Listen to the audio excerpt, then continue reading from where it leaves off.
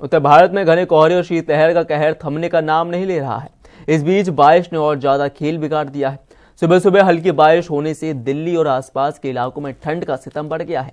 Delhi Howrah rail route पर चलने वाली प्रीमियम ट्रेनें जैसे तेजस राजधानी और दुरंतो एक्सप्रेस भी कोहरे की गिरफ्त में है। हम लगातार आपको दिखा भी रहे हैं कि कैसे इंडिया गेट, सरिता विहार, नई दिल्ली रेलवे स्टेशन और फिरोजाबाद शहर रोड में लगातार ठंड का प्रकोप देखने को मिल रहा है, कोहरे का प्रकोप देखने को मिल रहा है और कोहरे के साथ साथ प्रदूषण की मार यानी कि 3 मार साथ में दिल्ली वालों को पड़ रही हैं। ऐसे में ठंड का प्रकोप बढ़ रहा है और दिल्ली सरकार लगातार इसको रोकने के प्रयास कर रही है, पर उसमें कहीं ना कहीं विफल होती दिख रही है। जिस तरह से आप देख सकते हैं कि इंडिया गेट पर लगातार कोहरा है, विजिबिलिटी इतनी कम हो गई है।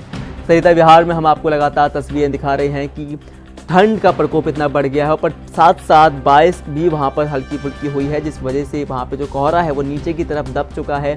अगली बात करें हम नई दिल्ली रेलवे स्टेशन की, तो लगातार वहां पर भी प्रदूषण और कोहरे की मार देखने को मिल रही है। फिरोज शाह रोड की बात करें तो अंधेरा, धुआं, कोहरा और ठंड, ये चारों चीज़ें लगातार दिल्ली वासियों को परेशान कर रही हैं। उनके लिए एक मुसीबत बन के सामने आई है। लगातार हम आपको तस्वीरें भी दिखा रहे हैं जहां पर इंडिया गेट से लेकर सरिता विहार से लेकर नई दिल्ली रेलवे स्टेशन तक हर जगह ठंड का प्रकोप जो है वो लगातार देखने को मिला है और 5 डिग्री तक जो तापमान है वो गिरा है। इस वक्त की हम आपको लगातार तस्वीरें भी दिखा रहे हैं कैसे इंडिया गेट पर वहाँ पर जहाँ पर इस वक्त के दौरान लोगों की भीड़ होती है, पर लोगों ने सुबह सुबह निकलना बंद कर दिया।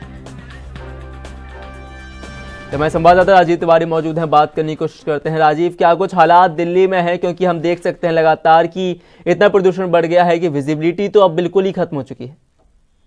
देखिए, यहाँ पर बात करें ठंड की, तो ठंड जो है वो लगातार बढ़ रही है, जिसकी वजह से आम जनता को परेशानियां जो है वो भी देखने को मिल रही है। वहीं बात करें सरकार की, तो सरकार भी रैन बसेरों को लेकर तमाम इंतजाम जो है वो किए जा रहे हैं, क्योंकि जिस तरीके से मौसम विभाग की तरफ से जानकारी दी गई अगले 2-3 दिनों के लिए ठंड का जो बढ़ोतरी है वो देखने को मिलेगी और वही चीज जो है वो लगातार देखने को मिल रही है। एक तरफ तो पॉल्यूशन था और पॉल्यूशन से थोड़ी सी राहत मिली, तो अब ठंड का जो सितम है वो भी कहीं ना कहीं अब लोगों को परेशान करता नजर आ रहा है। जी, बारिश और ठंड की बात करें तो अब थोड़ी बहुत बारिश दिल्ली में देखने को मिल रही है, तो क्या इससे ये बात समझी जा सकती है कि कहीं ना कहीं प्रदूषण थोड़ा बहुत तो कम होगा?